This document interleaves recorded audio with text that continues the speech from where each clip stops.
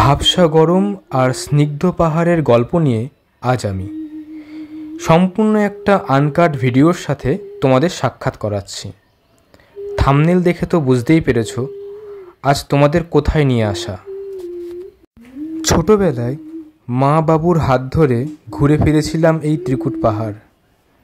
ছেলেবেলা পেরিয়ে বেশ রকম পরিপূর্ণতা এসেছে, হারিয়ে গেছে অনেক কিছু, নতুন করে পাওয়া হয়েছেও অনেক কিছু। মা আর পরিবারকে সঙ্গে করে এবারে চলে এলাম ছোটবেলার চষে যাওয়া সেই স্থানটিতে। এই পাহাড়ের গল্প অনেকেরই জানা, হয়তো এই পাহাড়ে অনেকেরই আনাগোনাও আছে। তবু একবার চলুন না আমার সাথে দেখে নিন।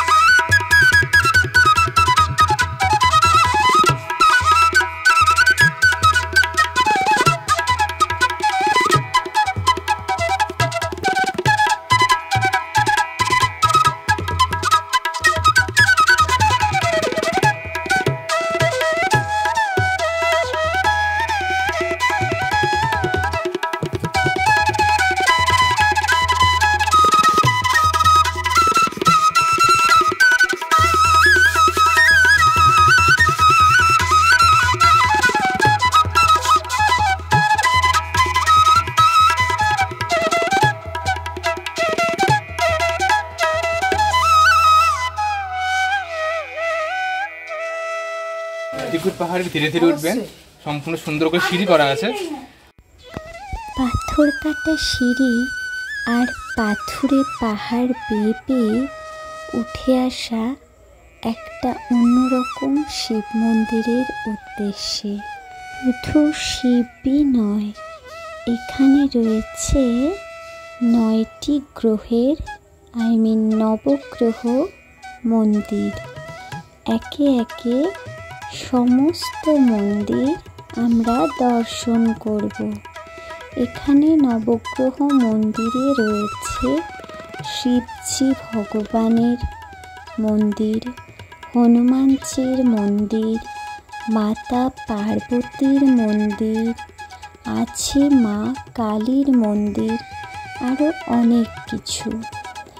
আমরা প্রতিটি মন্দির দর্শন করে তারপর চলে গেছিলাম পাহাড়ে ওঠার ইচ্ছেতে। প্রতিটা মন্দির সম্পর্কে ডিটেলিং করার জন্য ছিল আমাদের গাইড দাদা, আর উনি খুব সুন্দর করে আমাদের বুঝিয়ে দিচ্ছিল কোন দেবদেবী এই মন্দিরে কিভাবে পূজিত হন। পাহাড়ি ঝর্ণার জল আর পাহাড়ের পাহাড়ি গন্ধ নিয়ে আমাদের এই পাহাড়ি পথে পাহাড়ি জীবজন্তুকে চেনা এ এক ছিল নতুন দিন যাপন। এই যাপনে ছিল অনেক অনেক মধুরতা। সঙ্গে উপরি পাওনা তো দেখতেই পাচ্ছেন, প্রতিটা পদক্ষেপেই ভগবান দর্শন। এ তো অন্যরকম প্রাপ্তি, তাই না? ঠাকুর দর্শনের মাধ্যমে আমাদের মনের মলিনতা ঘুচে যায়, আর একটা অন্য সৃষ্টি মনের মধ্যে তৈরি হয়। যাই হোক, দেখুন তো কত সুন্দর জায়গাটি না? আপনারা অনেকেই এসেছেন আর আসবেনও। আসবেন নাই বা কেন বলুন? ভারত মাতার অপরূপ সৃষ্টি, আর স্বয়ং ভগবান যেখানে বিরাজ করেন সেখানে তো আপনাদের আসতেই হবে, তাই না? আমরা পাহাড় ভাঙা পথ দিয়ে উঠে এসেছিলাম হনুমানজির মন্দিরটিতে। এটি পাহাড়ের নিচে অবস্থিত, পাথরের তলে। খুব অপূর্ব এক মহিমাময় সৃষ্টি মনে হয়েছিল আমাদের। ভগবানের লীলা খেলা দেখতে আর কার না ভালো লাগে বলুন? ভগবান কেমনভাবে আছেন চলুন একটু দেখুন। দেখছেন, ভগবান শ্রী রামচন্দ্র এবং সীতামাতার অতি প্রিয় পুত্র হনুমান পুত্র, আর তিনি দেখুন কোথায় একটা ছোট্ট করে লুকিয়ে আছেন। আপনারা তো সবাই জানেন আমাদের হনুমান পুত্র প্রয়োজনে খুব সূক্ষ্ম, আবার প্রয়োজনে বৃহৎ বিকট রূপ নিতে তিনি সক্ষম। আর এই যে হনুমান পুত্রের এই যে অবতার যুগে যুগে আজও বর্তমান, আর এই যে জীবন্ত হনুমানগুলো কি সুন্দরভাবে খেলা করে বেড়াচ্ছে, এটা আপনাদের না দেখলে হয়তো বিশ্বাস হবে না। যাই হোক, ওরা কখনোই কারোর ক্ষতি না করে না, যদি না ওদেরকে কেউ আঘাত করে। আপনারাও এসে খেয়াল রাখবেন, ওদের ভালো থাকার দায়িত্বটা তো আমাদেরই, তাই না? আমরা ওদেরকে ভালো রাখলে ওরাও আমাদেরকে কোনোই ক্ষতি করবে না। যাই হোক, অনেকটা পথ হেঁটে আমাদের বেশ ক্লান্তি এসেছিল, আর বলেছিলেন গাইড দাদা এর বেশি উঁচু পাহাড়ে আর চড়তে দেওয়া হবে না। তাই তো আমরা মজা করে নিচের দিকে ফিরে এসেছিলাম। ফেরার পথে চলতি দোকান থেকে কিছু শপিং সেরে ক্লান্ত হয়ে রোদ গরমের ঠান্ডা পানীয় আখের রসকে খাবো বলে বিবেচনা করলাম। আর যেমনি কথা তেমনি কাজ, আখের রস গেটের সামনেই হাজির। তবে বলে রাখি, এই আখের রসটা না এখানে একটু বেশি সুন্দরভাবে বানানো হয়। বেশ রকম নুন ঝাল, আর এই যে দেখছো না পুদিনা পাতার একটা ফ্লেভার দেওয়া হয় এতে। বেশ গরমে ঠান্ডা ঠান্ডা আইস দেওয়া এই আখের রস খেতে আমাদের কিন্তু বেশ লেগেছিল। আখের রসটা খাবার পর আমাদের মেয়েদের তো চোখ যাবেই লোভনীয় আচারের দিকে। কত রকমের আচার, চালতার আচার, তেঁতুলের আচার, লেবুর আচার, এমনকি লঙ্কার আচার। বেশ কয়েকটা আচারও সংগ্রহ করে নিয়েছি বাড়ি বসে খাবো বলে। তারপর আবারও আর এক গ্লাস ঠান্ডা পানীয় খেয়ে চলে যাব পাশের পাহাড়টা দর্শন করতে। আর এই পাশের পাহাড়টা না আমার ব্যক্তিগত খুব রুক্ষ সূক্ষ্ম মনে হয়েছিল, বিকজ এখানে খুব একটা প্রাণ আছে বলে আমার মনে হয়নি। কারণ কি সব কিছু সব কিছুই যেন শুকনো শুকনো। গাছ আছে তবু যেন প্রাণ নেই, ঘর আছে তবু যেন কোনো প্রাণের সঞ্চার নেই। আমার এসব ব্যক্তিগত মনে হওয়া, এগুলো আমাদের ভাবনা। আপনাদের কিন্তু নাও মনে হতে পারে, আপনাদের জন্য এই জায়গাটা অনেক মনোরম হতে পারে।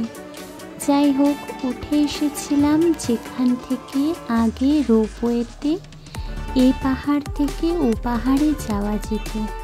পাহাড়ের উপরে শুনেছি একটা সুন্দর মন্দির আছে যেখানে দেবীর আরাধনা হয়। কিন্তু এই যে রোপওয়েটা তো ছিঁড়ে ঝুলে পড়ে আছে, ওখানে তো আর পৌঁছানো সম্ভব না। আর ওটা দেখার পরই হয়তো বা আমাদের মনটা আরোই কেমন হয়ে গেছিল, বিষণ্ণতায় ঘিরে ফেলেছিল মন।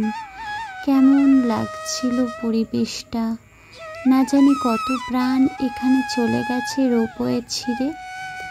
যাই হোক, তাও বলবো সবাই যখন যেখানে যে ট্যুরই করবেন খুব সাবধানতা অবলম্বন করে ঘুরে বেড়াবেন। কারণ পৃথিবীতে এখন অনেক দুর্ঘটনার হার বেড়ে গেছে। এই যে দেখুন না, একের পর এক দুর্ঘটনা ঘটেই চলেছে। তাই জন্য আমরা যদি সতর্কতার সাথে ভ্রমণ করি তাহলে হয়তো বা আমাদেরই ভালো হবে। অ্যাডভেঞ্চারের গল্প ভালো লাগে, অ্যাডভেঞ্চার করুন, কিন্তু নিজেকে সেফটি রেখে অ্যাডভেঞ্চারে যান। এমনটা করবেন না যেখানে নিজের লাইফ রিস্কে থাকে।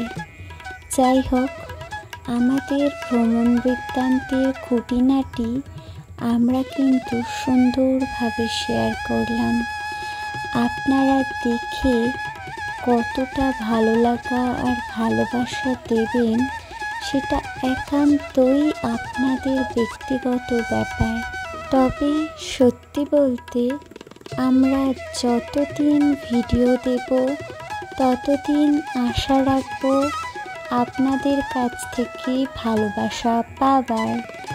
আপনাদের যদি এই সুন্দর পাহাড়টির ভ্রমণ বৃত্তান্ত ভালো লেগে থাকে তাহলে অবশ্যই চ্যানেল সাবস্ক্রাইব করুন, ভালোবাসা দিয়ে এগিয়ে দিন নতুন চ্যানেলটিকে। চ্যানেলে প্রথমবার আমার এই সহযোগিতা আপনাদের যদি ভালো লাগে তাহলে অবশ্যই কমেন্ট বক্সে লিখে জানাবেন। আর এই দেখুন, গণেশ আকৃতির এই পাহাড়ের সৌন্দর্য দিয়ে আজকের সুন্দর ভিডিওটা আমরা শেষ করতে চলেছি। আপনারা সকলে খুব খুব খুব ভালো থাকবেন, সুস্থ থাকবেন আর আমাদের ভিডিওর সাথে থাকবেন। দেখা হবে নতুন ভিডিওতে।